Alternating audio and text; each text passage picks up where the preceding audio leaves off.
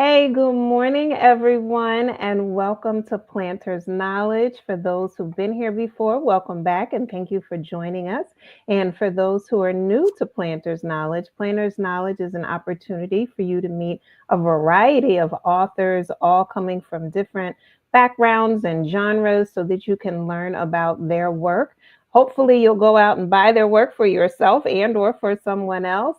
And also, if you are an aspiring author, if you've had that thought, that seed has been planted inside of you, we're hoping, obviously, that you get that motivation and encouragement to continue this writing process and know that it's never too late to drop and do your book.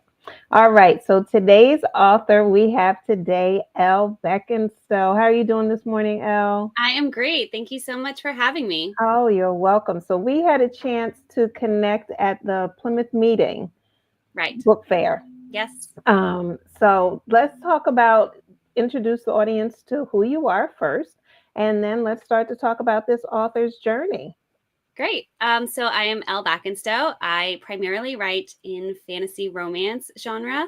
I have 3 books out right now, and am anticipating more in the future. I live in Eastern Pennsylvania. I have a son and a husband and a wonderful little puppy. Mhm. And I also own a dance studio. Oh, wait, where'd that come from? I know. So yeah, What? busy bee. Yes. Any particular style of dance that you prefer? So I'll teach any of the concert styles. I tend to prefer teaching ballet and contemporary and jazz. I also do acrobatics. So Oh, just a wow. wide variety keeps Okay. me on my toes, as it were. We had so two things when you mentioned that. My god granddaughter, she's a dancer, and so she does acrobatics as well in her dance, and she's very good. I watch her, and I'm just amazed at how her body contorts and does all those different moves. And then, as I mentioned, my father was one of the first 3 Black veterinarians in the state of Pennsylvania, and one of his clients used to be Judith Jameson.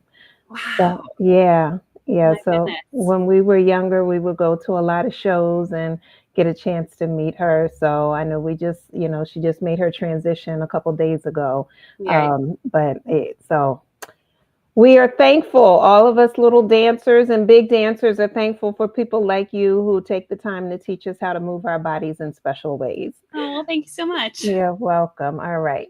So let's get to talking about this author part of you. So you have the dancing piece, and did that start very young for you? Yes, Dance. it All did. right. And then when did the author piece come in?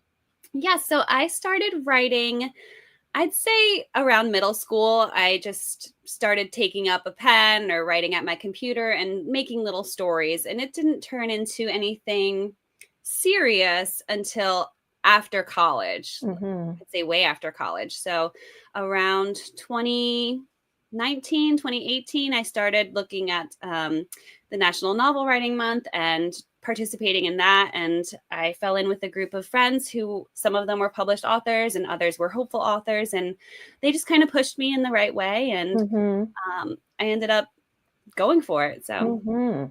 And how did you discover the genre? When you think back to middle school, what type of writing were you doing then versus what are you doing now?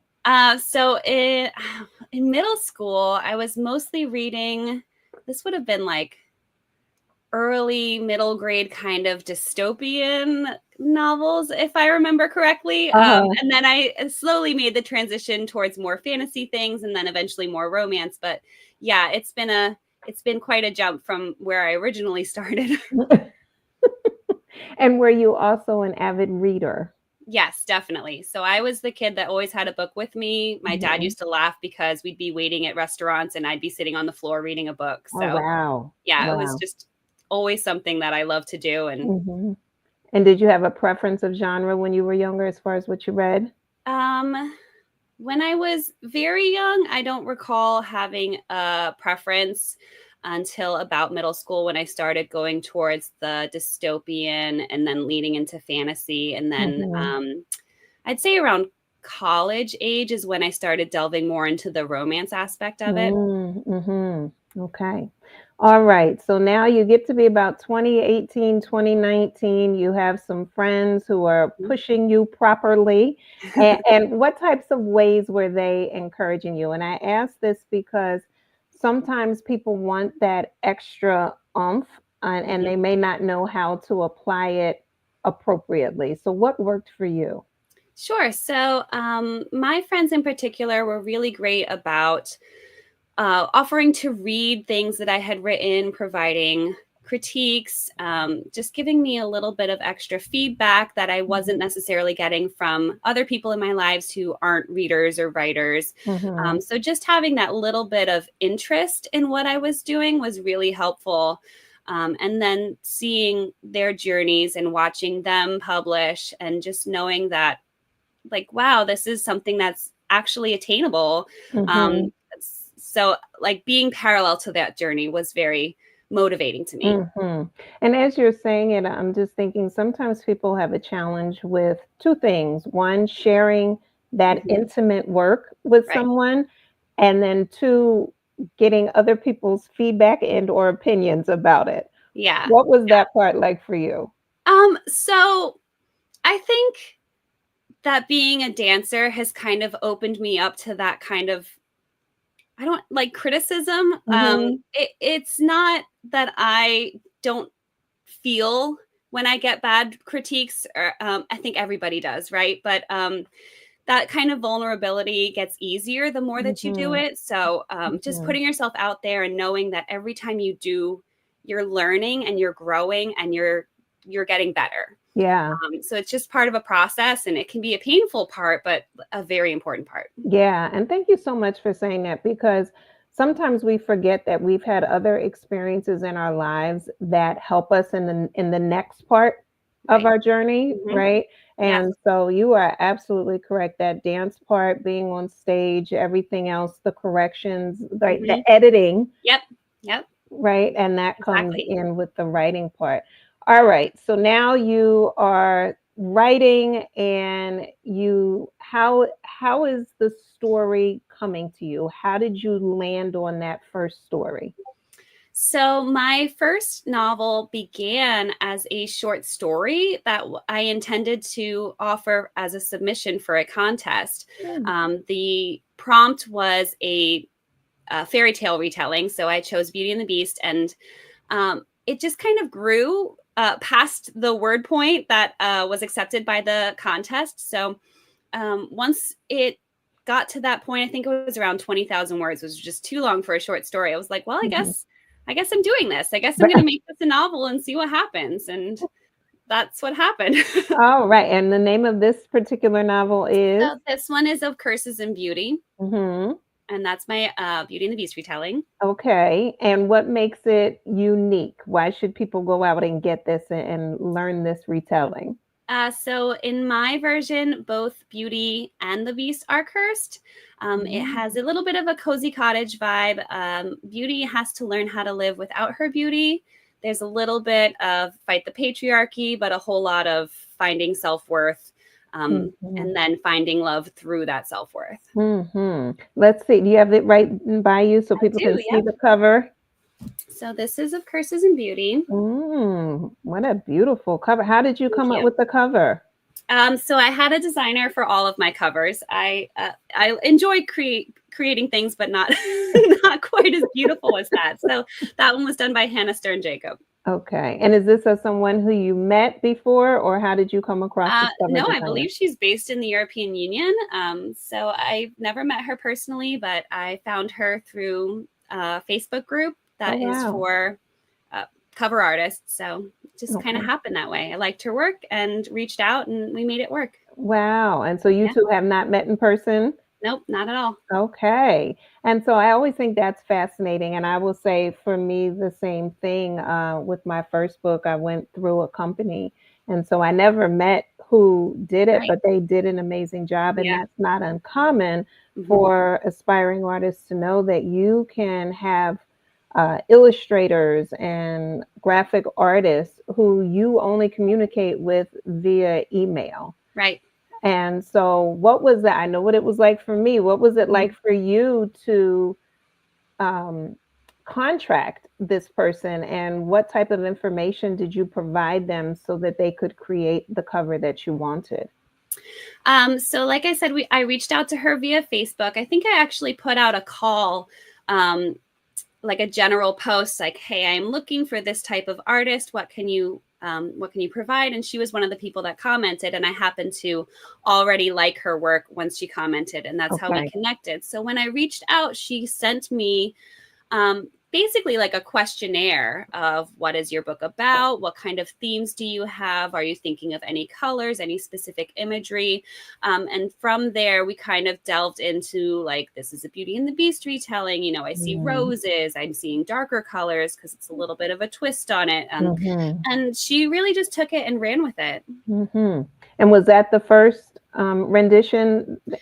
Pretty much. So I did not change any of the imagery once she showed it to me. I only added a little bit of flair to the typography, and that was Mm-hmm. it. It was great. Okay. Yeah. Wow. And how, when you saw it the first Mhm. time, do you remember what your reaction was?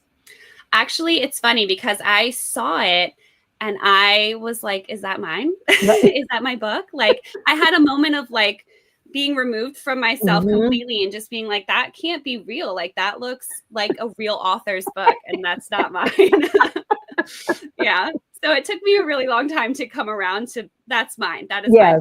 book. Yes. So yeah, now I own it proudly, but Yeah, it's amazing when you do, and I think a lot of authors can connect with that when you see your work and it's like, wait a minute, like yeah, a real author did, like, yeah. when did that happen? Exactly. And is that me? Who did that? And then making the connection between this new part of you that Yeah. you're now embracing. So beautiful, beautiful. So now with that one, what type of publishing did you do?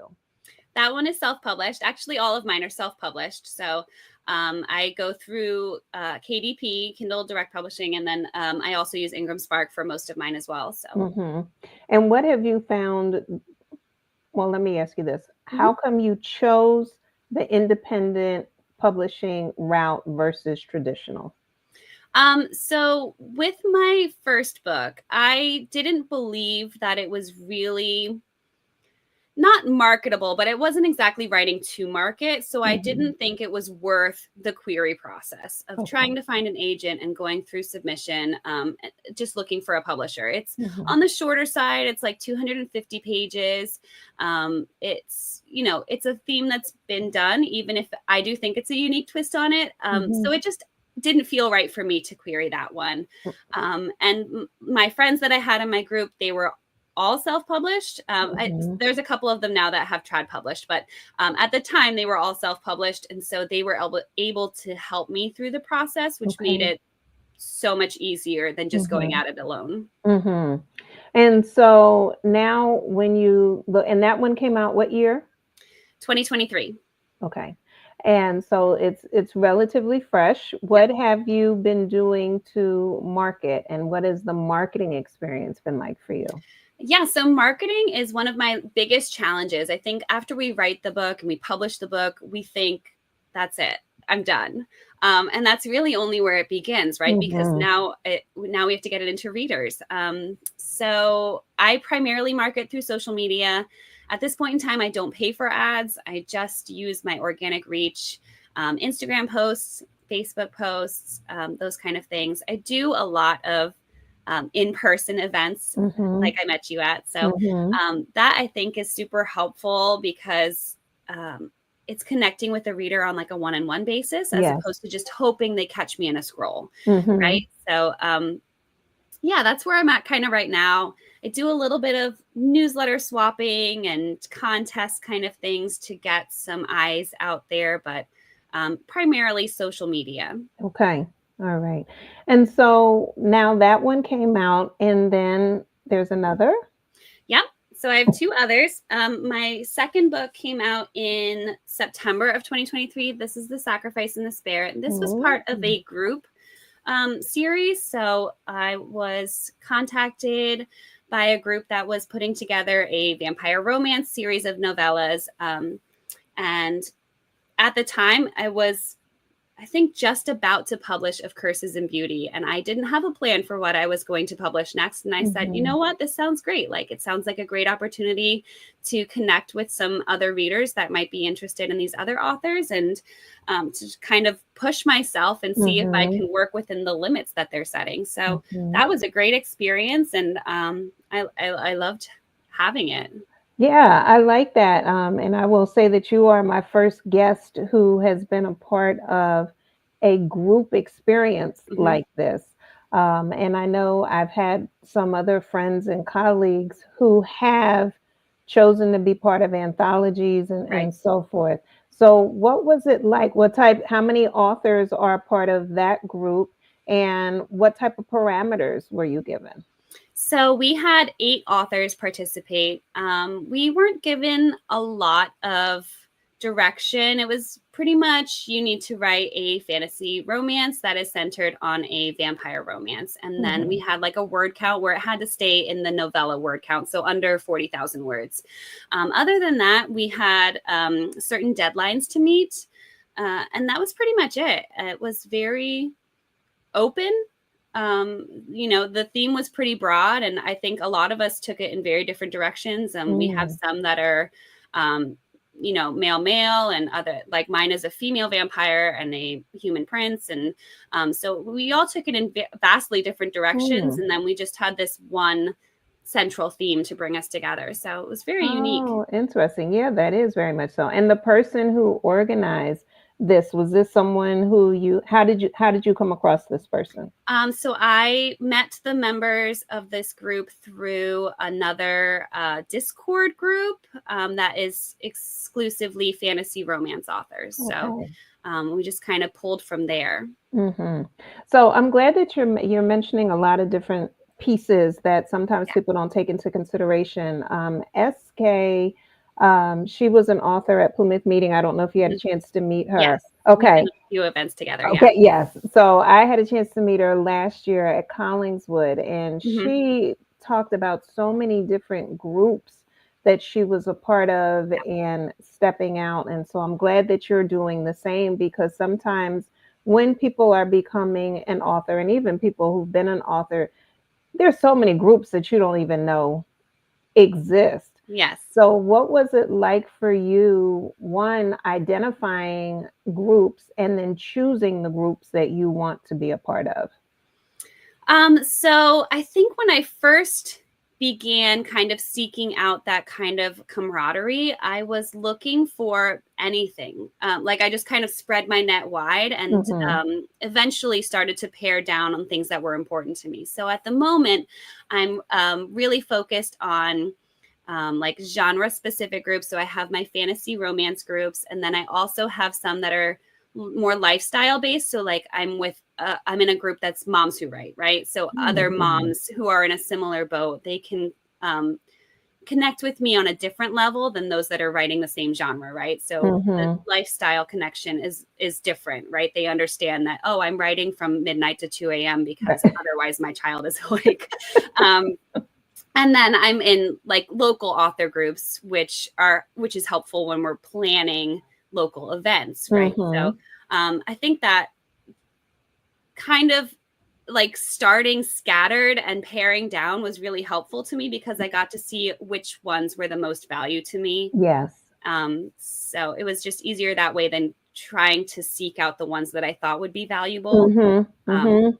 Yeah, I think that's so important because, again, I've been writing since 2000. My first book was published in 2009, which is a very different genre of self-help, more for adults, to now children's books. mhm, So, to your point, right, those are two very different groups. right. However, there might be pieces of information that can be applied to all of them, Yeah. but finding what you specifically need. And also for me, it's where I can be a help to people, because so many times, especially with children's books, people are going, does anybody know an illustrator? And it's Right. like, yes, I got a great one over here. Yeah. Yeah. So, um, Exactly. so yeah, so now here you have the one that you did by yourself, then you have the one that you did within a group, Hmm. and there's another. Yep. So my latest book to come out is A Vow of Shadows. This is actually my first book in a series. So I'm delving into what's planned to be a trilogy. So Okay. yes, that one just came out last month. Oh, congratulations. You get the Yay! So Thank what is you. it like for you? Oh my goodness, to go from none to three, and you already know there's more to come. Yeah. Yeah. I think it's funny because now that I've gotten started, there's no shortage of ideas, but it's just being fast enough to write them all. Mm-hmm. Yeah. So there's, like the writing is the part where I'm actually like struggling. Like, where do I find the time? Where do I find the Mm-hmm. inspiration? Mm-hmm. But the stories are always there. There's always That, something to be told. and so what's this one about? So this is a Reaper romance. It is about a woman who's been marked by death and the Reaper who she bargains with to save her. Oh, well, that sounds very interesting. And for someone who was watching Puss in Boots over the weekend, where the Reaper was coming for him, I'm giggling on the inside. Very different Reapers. I'm thinking it is. So now, so as you mentioned, well, have you noticed how you're inspired when the stories come, when you gotta, yeah, you have to, like, honey, watch the kid, like I have to, I gotta write. Yeah, it's funny because I do not write with other people around. Like, I have to wait until either everybody is in bed asleep or Mhm, they're all gone. Like, if my husband's mhm, at work, my son's at school, I can write. But if mhm, any of them are home, I'm like, nope, I can't. You're here. It like throws off my groove. I don't know why, mhm, but mhm, maybe it's just that I feel like I need to be spending time with them instead of like working, which is valid. But mhm. I have to be alone. Yeah, yeah. I know there's some authors who they have to take time away, like they Yeah. will basically go on a self-retreat, Mhm. isolate themselves, and allow the writing to come. There's other people where it's like it just comes in a download and they have to get it down. Yeah. There's also some who literally have to write it out in a notebook, Hmm. and then there's others who will type it out. There's others who will speak it out. What is your preferred style?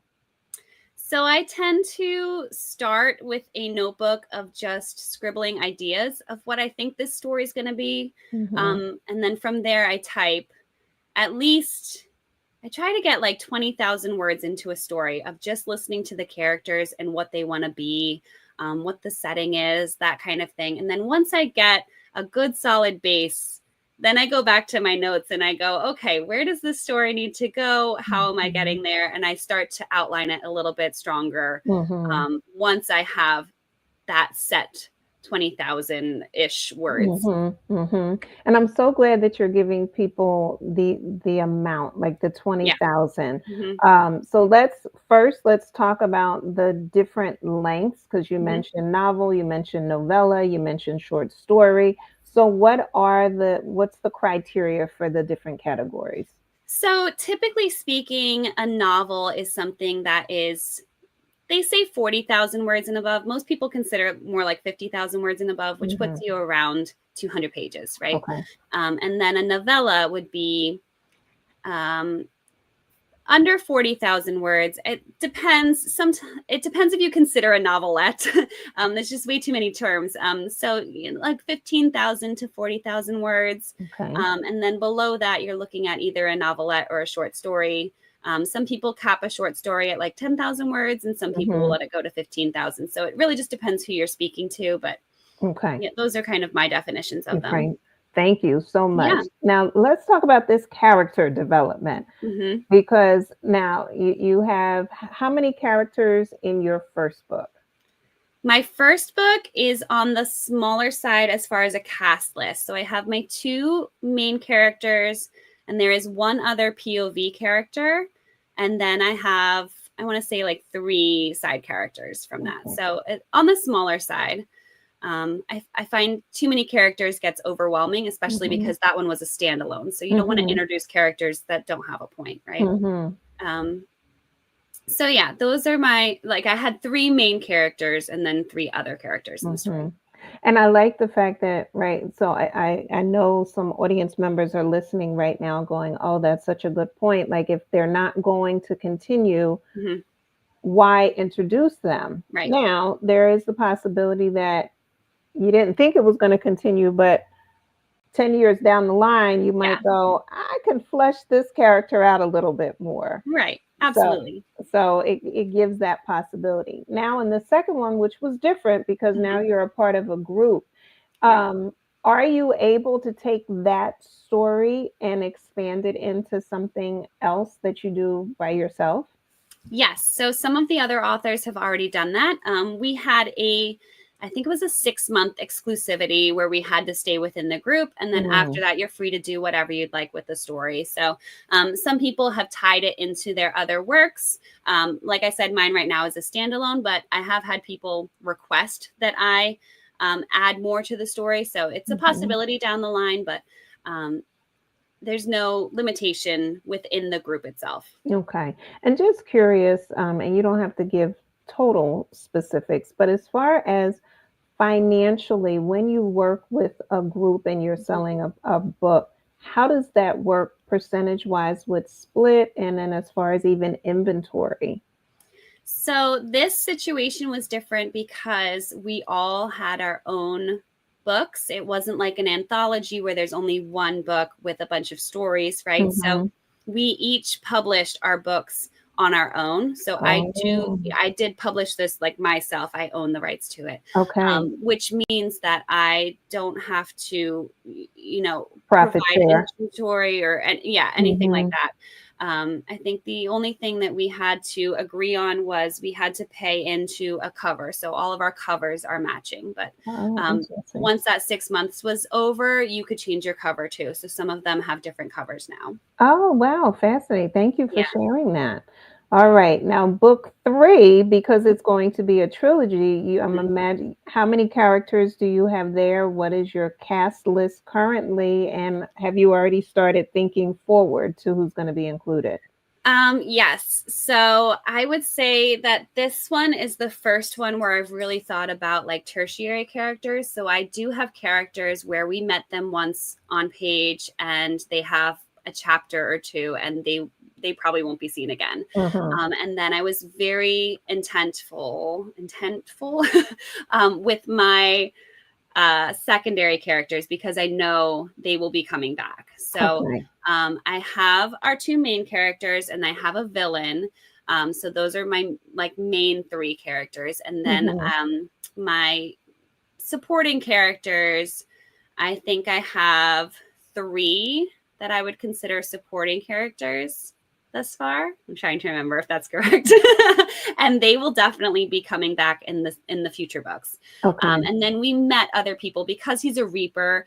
We meet Hmm. other like past Of souls course. that he's ferrying to the other side. So Hmm. those souls I don't see making a reappearance, and those I would consider like tertiary characters. Hmm. And so, as far as the development of those characters, is that something that came natural for you? It just seemed like you just knew how to do it, or is it something that you picked up along the way? That's a great question. I think that I I try to let the characters speak to me when I'm drafting. Like my very first draft, I just want the characters to come out as as they are in my mind, if that makes Mm-hmm. sense. Hmm. And then once I'm going through that first draft, I kind of have a clearer picture of who I want them to be. And if it doesn't align with what I've drafted, then I can adjust as needed. But Hmm. I feel like they come naturally to me, but I think there's always work to be done, right? I think there's always improvements to be made. So Hmm. um, they're never completely fleshed out, Hmm. but they seem to each have their own unique voices, and then I just build upon that. Yes. Now, I know they each have their unique voices. Mhm. Do you see what they look like? Yes. I can see my characters. I work with a lot of character artists too. I always get character art Mm. for my books. So um, I don't always have a clear picture when I'm first drafting, but by the end of the book, I'm like, this is what they look like. Mm-hmm. Fantastic. I know Yeah. I was talking with some authors and they were saying like they hadn't thought about what they looked like until it came time to create a cover or Mhm. do the illustrations. And it was like, oh my goodness, what do they look like? Yeah. And right, trying to imagine that. And it's always fascinating. I know when I had my for the children's books, Froggy T and Bunny, when the iterations came, it's like I knew that they didn't look like something, right? And but Right. then when they finally did show up, it was like that's them. Right, And exactly. it's an interesting knowing Yeah. because at first they tend for some they just tend to be words on a page or characters by name as opposed to character by features. Yes. And then when you see those features, it's just like, oh, there's a whole nother life. And as a mother, is there a similarity between giving birth to a human and then giving birth to these books? Certainly. I mean, I definitely have a connection to these characters. Like once I've created them, they feel like my babies. Like I have to I want to protect them. Mhm, And then I mhm. have to make bad things happen to them. I'm like, Right. oh, it stabs me in the heart a little bit. Thank you for sharing that because, it's funny, you do get lost in your work, not in a bad way, but you Right. just Yeah. get so engrossed, it does become another world. Yeah. We have Marvel and the multiverse, Yep. but these do become different worlds for you. So Absolutely. when you are reading your work, what is that like for you? Once it's done, it's been edited, and you're going back through Mhm. before you release it to Yeah. the world. What is that like for you?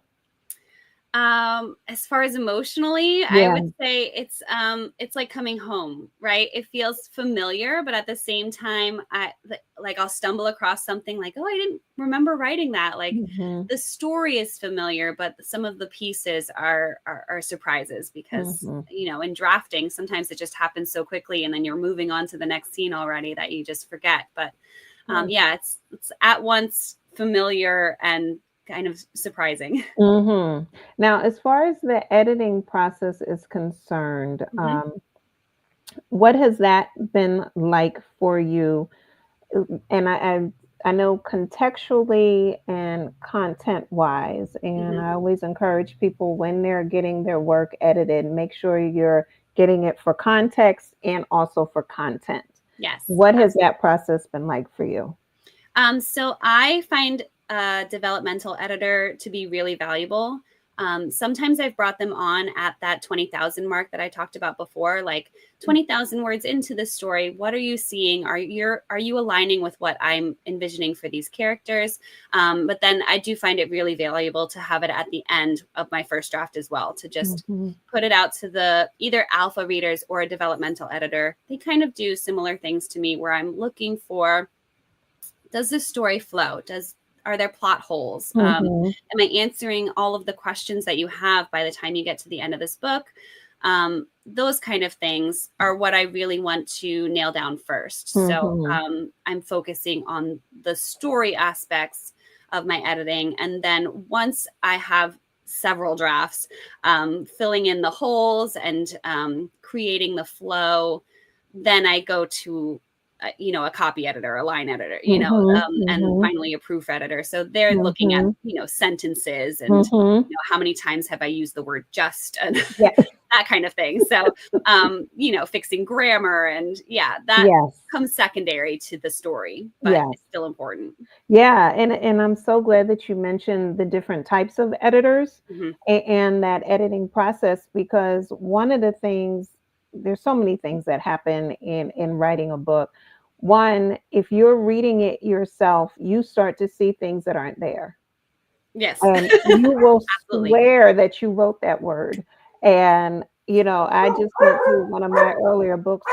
It's in, well, hello. He wanted to make himself known. Hi. I know. It's We all must have good. someone at the door.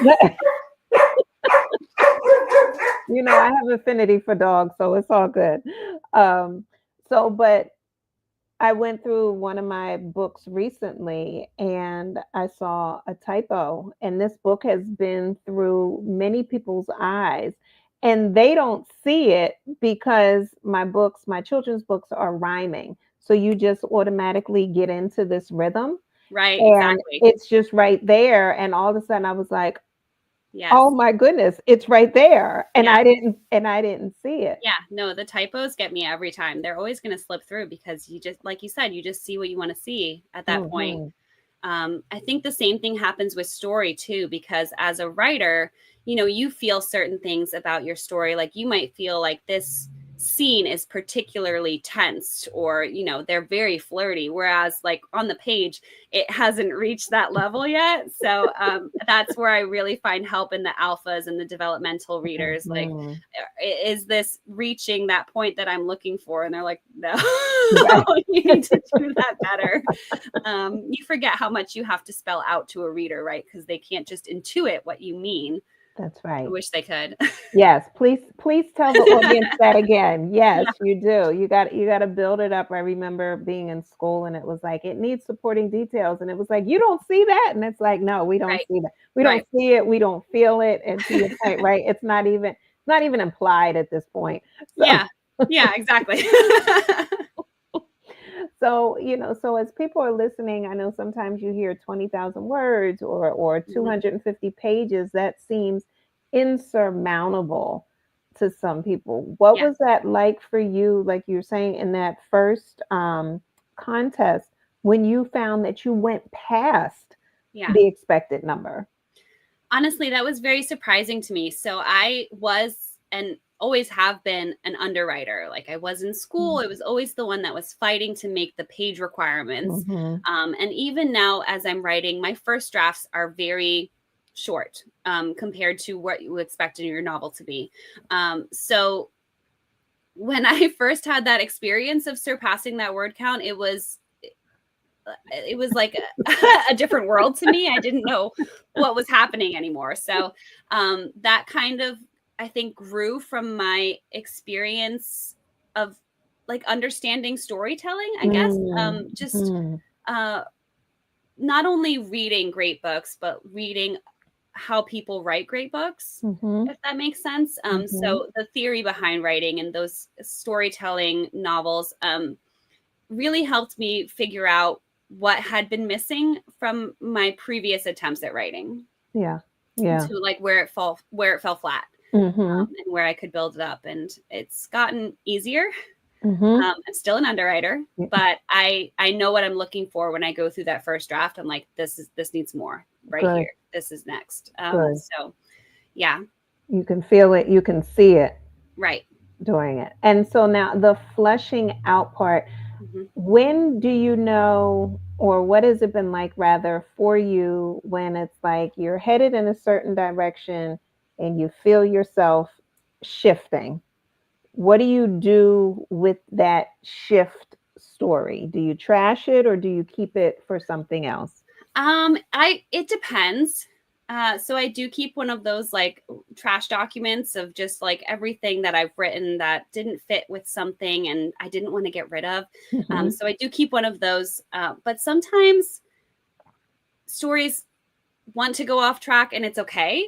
Hmm. If it's something that can work within the plot, I keep it and I see where it goes. And, sometimes it works, sometimes it doesn't. But I think it's always valid to follow that line of thinking just to see where it's going to end up. Um, like I said, it doesn't always end up in the final version that's published, Hmm. but it does go somewhere. So Yeah. it's always Yeah. saved. Yes. Sometimes it can be like bonus content or, um, you know, it can end up renaming characters Uh-oh, we and it got goes a in a different story. So, Yeah, I don't know if that's my internet that's starting to lag. I oh, apologize if sorry, it might so. be mine. But I'm glad that you said that. I too do the same thing. I have a document that's called extras, Hmm. and I just cut and paste and put Yep. it there because, like you said, it's good, but Yeah. it's just not Not right here. for this. Yeah. Right, right. But you don't want to lose it because you don't know what it will turn into, hopefully, eventually. Um, so with that being said, so you mentioned they can be, oh, you just used the term, basically kind of like the extra content that you can provide people. And Hmm. in this world of social media, sometimes those little snippets of an enticing story are good for people Right. to have to get to know you. Yeah, Um, absolutely. what has it been like for you? You talked about doing your own marketing via Mhm. social media. What has that been like, this whole social media marketing process for you? What do you choose to create and how are you doing with it? Yeah, so I actually got started in the book community through Bookstagram.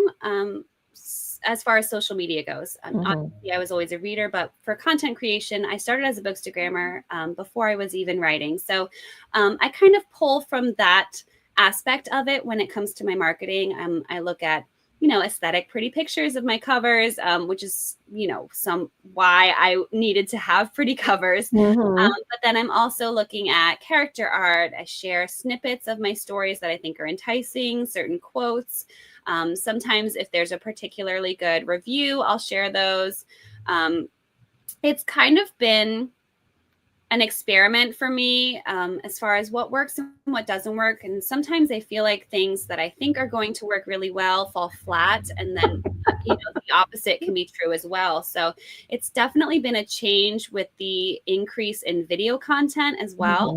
Hmm. I'm looking at a book that is not, it's not a movie, right? It's Yes. just a book. So when I think about how I'm transforming that into video content, it comes with a challenge. Yeah. So that in itself has been a particular issue for me. Hmm. But we learn Yes. and we adapt Yes. and we just keep pushing and throwing stuff at the wall and seeing what sticks. Exactly. Exactly. What have you learned about yourself through this writing process? I think the biggest takeaway that I've had is that I am capable of more than I thought that I could ever do. Hmm. Even just, putting down enough words to have a completed story. I don't think even 10 years ago I would have thought I'd ever reach the point where I could type the end. You know what I mean? Hmm. Like I'd always Hmm. started things and I had such great lofty ideas of I'm going to write this, and it would get pushed aside, right? I'd get busy. I would do something else. I'd forget about it. And it would end up on a hard drive somewhere. So just knowing that, hey, I can write a whole book. I've done Yes. it 3 times. Like it's Yes. doable. Like that is the biggest thing, the biggest takeaway that I've had from this whole experience. Hmm. Hmm. So now, as far as people being able to purchase your books, Mhm. people being able to keep up with you on social media, where can they go? So probably the easiest place to send people is my website, ellbackenstoe.com. You can find all my links to social media there. All of my books are available on Amazon, and the 2 novels are also available at other book retailers. So you can find them on the Barnes and Noble website, Indigo, wherever you shop for books. If you Hmm. like IndieBound, that's fine too. They should be available through there. They're all on Kindle Unlimited as well. So you can check them out through that program if you're not interested in purchasing. Okay. And what are the price points for your books? So my novella is $10. Okay, hold that And up so then, they can yep, hold up the novella. There we this go. So one's that one's 10. And 10. I do Okay. believe the ebooks are less. So the ebook I think is $2.99. Okay. And then my debut is $14.99 for the paperback, and I think it's $3.99 for the ebook, and then this Okay. one's $4.99 for the Okay. ebook. Paperback I think is $18.99. So I do have fancy formatting that made it a little bit more expensive. Hmm. Let's see if I can. So Oh, it's a little bit pricier for that wow. one, I but know. yeah. Gorgeous. There. And did you use the same cover person for the last one? No, this last one was Arts Can Dare. Hmm. Okay. Gorgeous. Let me see that one again. It's Yep. a gorgeous cover. Oh, I thank mean, you. all of your colors are beautiful. I remember walking around, I was like, oh my goodness, those are beautiful. I am a sucker for a good cover. Yeah. Look at- And let me tell you, covers are so important. I remember Yeah. when I was in graduate school And I went over to one of my classmates' houses, and she had this book, and it was the cover that Yeah. got me. And I was like, I have to have that book on my shelf. And the book cover and the title of the book was "You Can't Walk on Water If You Don't Get Out the Boat." And I was less, it was just so Yeah. profound. Just called And it did. And I went out and I bought the book. I have never read the book. I to. never had any intention of reading the book. Yeah. It was just the cover and the words were the inspiration and motivation that I needed to get through that doggone dissertation. So Sometimes you need that. it's the truth. It's the truth. But your covers are so beautiful. Your stories sound so intriguing. Thank you. Now, as far as your personal reading, Hmm. do you still have time to read with in addition to doing the writing? So as a mom, I feel like I'm usually choosing between one or the other. Hmm. The second that this last book released, I went and I read 3 books, like in the next week. So I definitely get more time for reading when I'm not writing, Hmm. when I'm not drafting, I should say. Hmm. Editing, I get a little bit more freedom, but I do listen to audiobooks. So I have a long commute daily. It's about an Okay. hour Oh wow. each way. So Okay. that helps. I'm able Hmm. to get some reading in that Yeah. way. But Yeah. as far as like physical or ebook reading, it's sparse while I'm writing. Okay. And so that leads me to the last couple of questions. One, will Mhm. your books become audiobooks?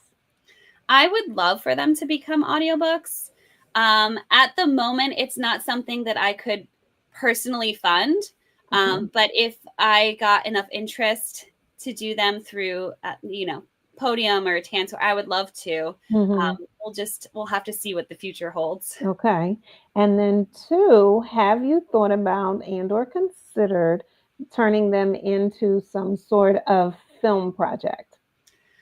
That is not something I'd considered. Honestly, it's one of those things that I just assumed was over my head. You know what I mean?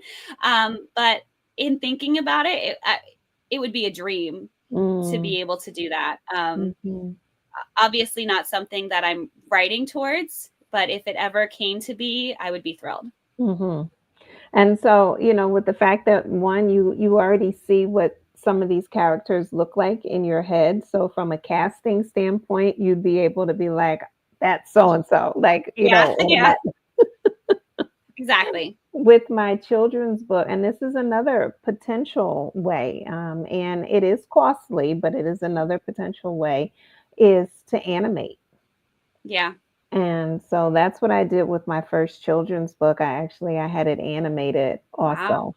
that's And great. it brings it to life in a whole another type of way. Yeah, It was one thing to get it out my head and get it onto a book and see them illustrated. And then it was another thing to see Froggy T take his first steps and hop. And like you said, it's a feeling that's almost indescribable for people who use words all the time.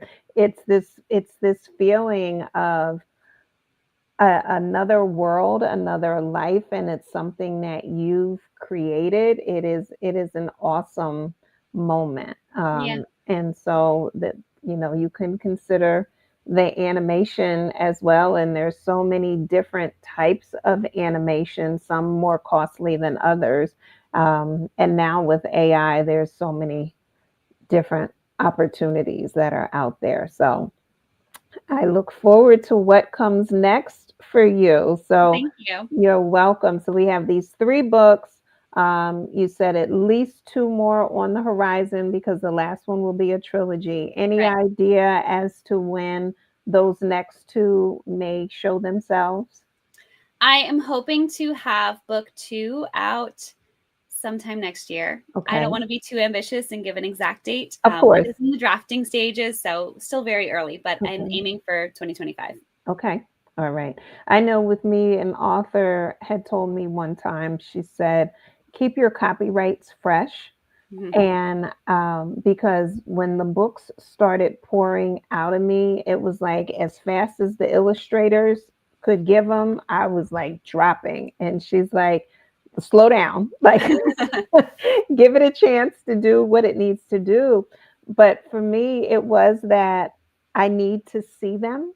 The characters have started to live in here, and now Yeah. they need to jump out. And some characters push their way ahead of other characters.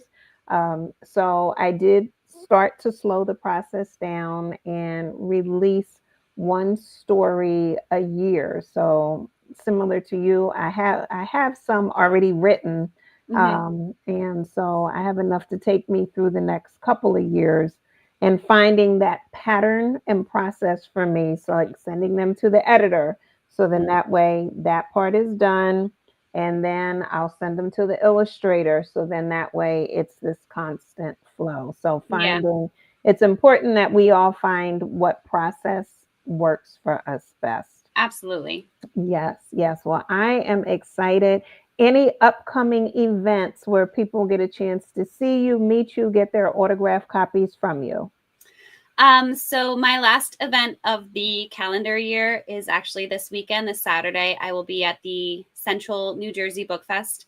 That is at the Ross Street School in Woodbridge, New Jersey. And Hmm. that's my last one for the year. And then I won't have any until January. Okay. All right. And for people to stay abreast, so come January 2025, on your website, is there like an events tab where they'll be able to follow you? Yes. So I do have a like a news and updates section that has all my events. All right, fantastic. So I am going to put that in the chat room for people who are watching and listening. You can go right to her website and continue to stay abreast of what she is doing. And again, they can also follow you where? So I am on Instagram at Elle Backenstoe Writes. And then TikTok, I am just Elle Backenstoe. Okay. All right. Well, Elle, I thank you so much for taking this time with us today and sharing all of your author's journey and just so much valuable information to our audience. Thank you. Thank you so much for having me. You're welcome. All right. You be well. And everyone, be sure if you haven't subscribed to Ask Dr. Walls 525, please be sure to do so.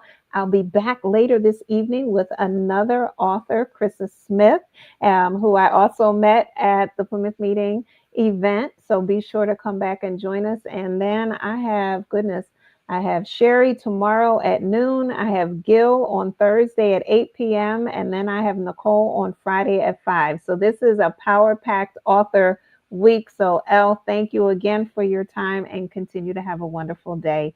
Thank And you so much. everyone, you're welcome. Be well and God bless. And we'll see you soon. Take care.